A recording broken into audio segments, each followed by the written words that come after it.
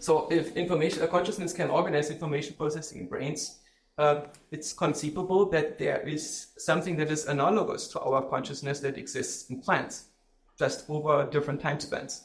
And our ancestors actually believed that very strongly. So if you look at the European fairy tales, they basically say that the spirits of plants are sentient and they populate the forest. And one day in fairyland is 7 years in human land, which might allude to this time differential.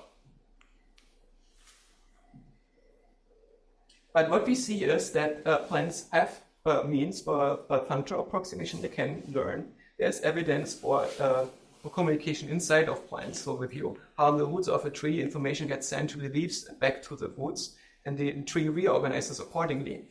And there's also evidence for communication across plants, even over considerable distances. So when you have a forest in which one side gets infected by some bug that invades the forest, trees far away are going to develop defensive measures long before this happens. So there is some kind of communication going on across the forest.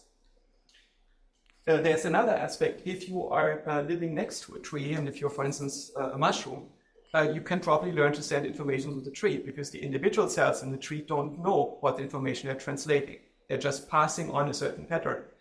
And if there's another organism growing next to it, then there are no firewalls. It means they need to evolve to get along. This probably means that forests over long enough time spans are going to evolve something like an internet. And this internet is going to have some kind of shared protocol over which the individual software agents that run on the plants can build feedback loops that extend beyond an individual plant, which allows them to be somewhat non-local in the forest and even move around in some sense in the focus of attention. Right? This is something that I don't know whether that's all true. It's something that a lot of cultures look at.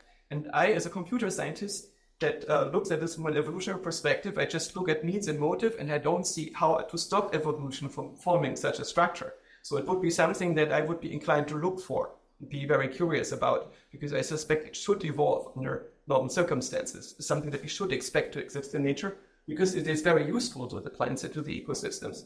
And it also has a lot of explanatory power, and evolution can totally resolve this.